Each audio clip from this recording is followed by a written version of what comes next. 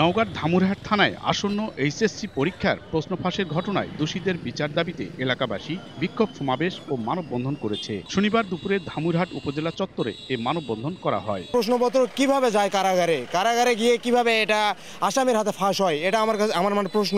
এই থানাতে যদি আমরা একটা পাবলিক পরীক্ষার কোশ্চেন রাখে, প্রশ্নপত্র রাখে, যদি আমরা এখানে নিরাপত্তা না পাই, তাহলে আমরা কোথায় যাব? যেই জড়িত থাক, আমরা চাই যে এটির একটা কঠিন শাস্তি হোক। এদিকে বিকেলে ধামুরহাট থানায় তদন্তে আসেন রাজশাহী শিক্ষা বোর্ডের চেয়ারম্যান সহ উচ্চ পর্যায়ের একটি দল। তদন্তকারী দলের সদস্যরা থানার ভেতরে শিক্ষা বোর্ড থেকে প্রেরণ করা প্রশ্নপত্রের টাঙ্কগুলো খতিয়ে দেখেন। এ ঘটনায় তদন্ত সাপেক্ষে দোষীদের বিচারের আশ্বাস দেন। কোনো একজন আসামি এখানে রাখা হয়েছিল, তো আমরা আশঙ্কা করছি যে হয়তোবা তারই কাজ।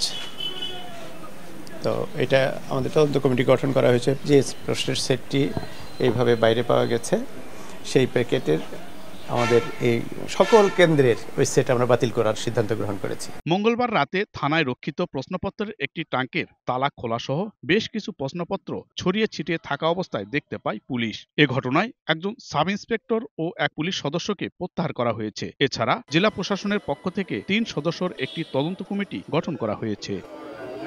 এমআর রকি, সময় সংবাদ, নওগাঁ।